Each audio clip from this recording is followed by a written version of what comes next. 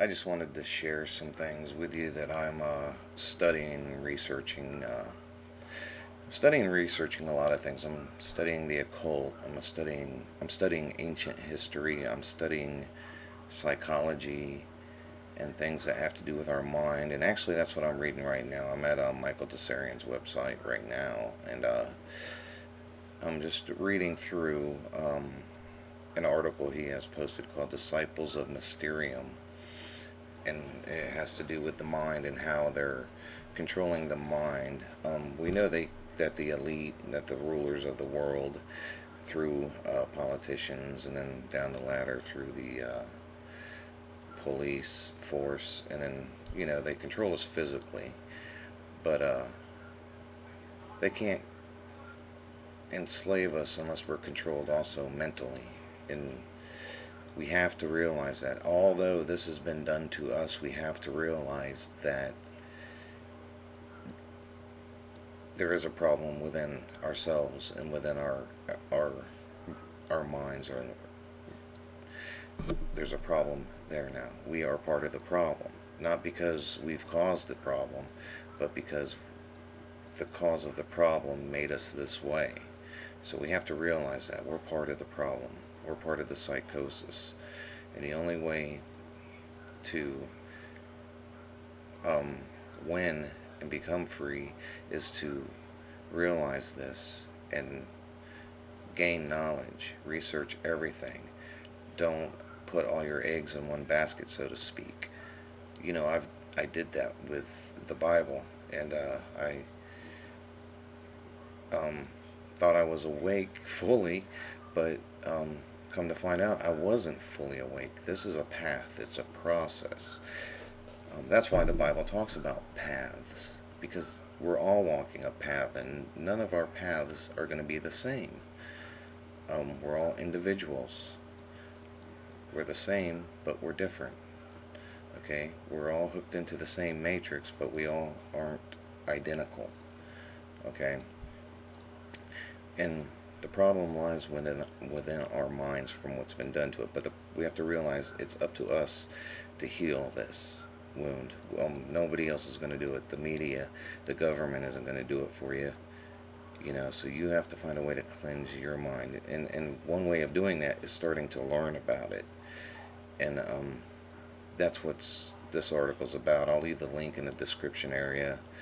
Hopefully someone will check it out. I don't know your feelings about Michael Tsarian, but like I said before, you read the stuff, discern it for yourself with an objective mind, and you determine whether you think it's truth or not. If red flags fly, red flags fly, and there's probably a reason. But there's a lot of resources in the quotes on this page of other people as well. So Freud, Hawkins, Jung, and many more. So let's get into it here. I'm going to start right here where it says, in order to maintain its suzerainty,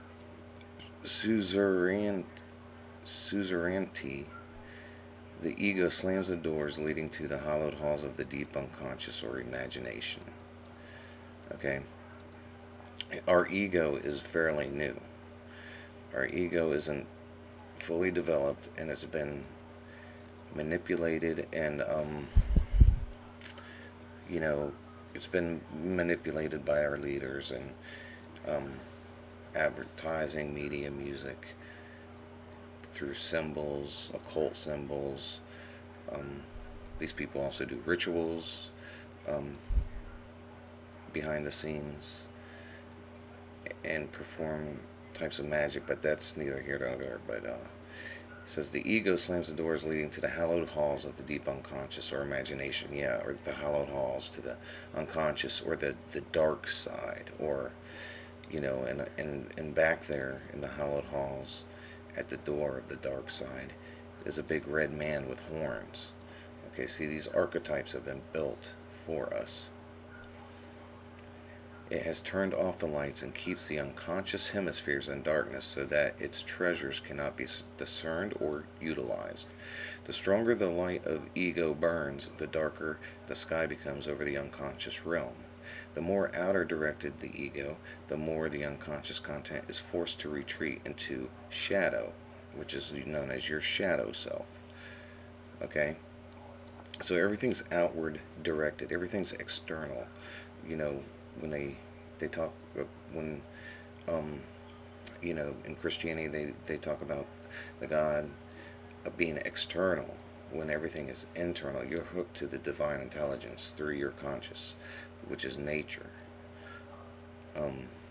The more outer directed the ego, okay, the more man conforms to the dictates of the collective, the more stifled the unconscious becomes. Okay, which is the collective mindset. Mindset. That's why you'll see the symbol of the beehive in Freemasonry and in ancient carvings and stuff. You'll see the beehive. It's because it's the hive mentality that we're being conditioned into the collective. The predicament will not abate until man regards his own unconscious truly. He must realize that it is his misguided fear and apprehension that serves to alienate his own selfhood, that is condemned to remain dormant in the caves of inner darkness.